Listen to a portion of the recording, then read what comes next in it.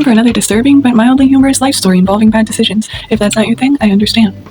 This is a story about the time that I had to ride a U.S. prison transport van. I've never been to prison, and I didn't know that when you need to be transported to a different county, you're put on one of these vans. And basically what happened was, as I came to my cell, I had to go to another county. I had a warrant out for my arrest, and they came and got me in the county I was in, but I had to go to another county to do my time.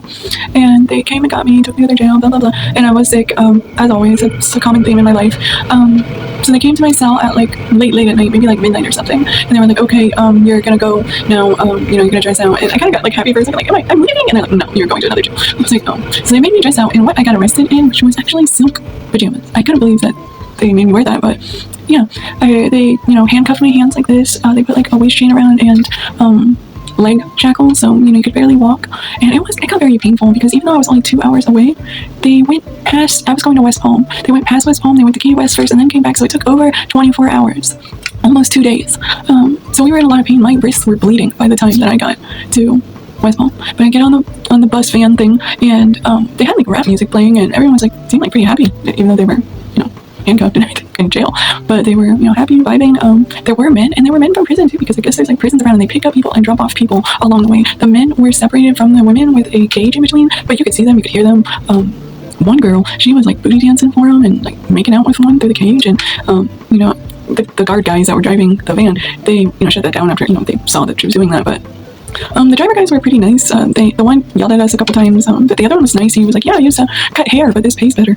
And for food, they like stopped 3 times a day, 2 times a day, something, 3, I don't remember, but a couple times a day at like McDonald's or something, and got like everyone the same thing, the cheapest thing. I couldn't eat anything because I was too sick, so I like smashed my gun really small and slipped it through the grate to one of the guys. But I remember one of the time they both had their backs turned, and they had left the key right in the cage, and the girl that I was sitting by, she used her flip-flop to like get it out from around, because you kind of put your hand in, and it fell down, and she grabbed it, and she didn't do anything with it, but she could have. One guy was on the prison bus for like, he said he had a 15-year sentence for armed robbery, and she was like, you want the keys? And he was like, no, because he thought he wanted more time, he knew he wasn't going to get anywhere. And then they noticed the key was gone, and they started freaking out, but they didn't want to show that they were freaking out, and then she got scared that she was going to get in trouble. So like when the guard guys, I guess, got off the bus to discuss what they were going to do, she slipped the keys back underneath the little cage lock thing, and they came back and started looking again, and they found it.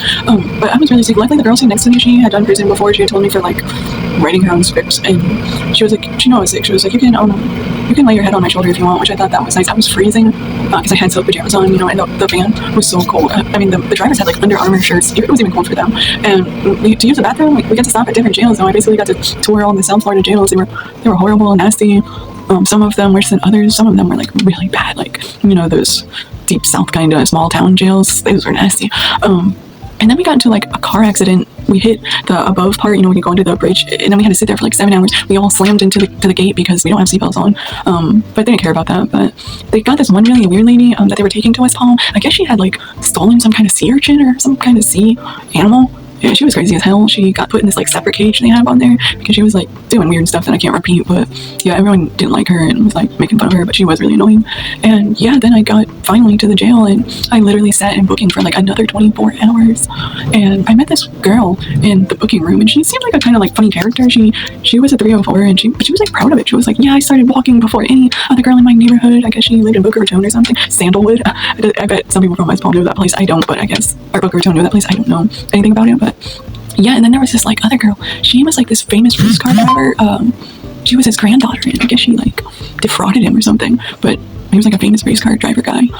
But yeah, that was a really horrible experience. I was so uncomfortable. Oh, and the worst part, one of the males on the bus, I forgot this part, he kept saying like, hey white girl, hey white girl. So I finally turned around, I'm like, what? And I'm stupid to turn around because you know exactly what he was doing. And I turned back around really quick, and he kept saying it, like trying to get my attention. And I'm finally like, what are you, some kind of like Chester type of guy? I can't finish it, but you know what I mean. I said that, and I was like, you're freaking weird. And he got really upset. He like threatened me in a really specific and violent way. I'm like, oh my god, that guy's weird. And even one of the other, like, I was surprised that one of the other males said anything, because they don't know. He was like, yeah bro, leave her alone, like we're all just going through shit, like leave her alone. And he was like, oh yeah, I'm sorry, I'm just going through stuff with my girl.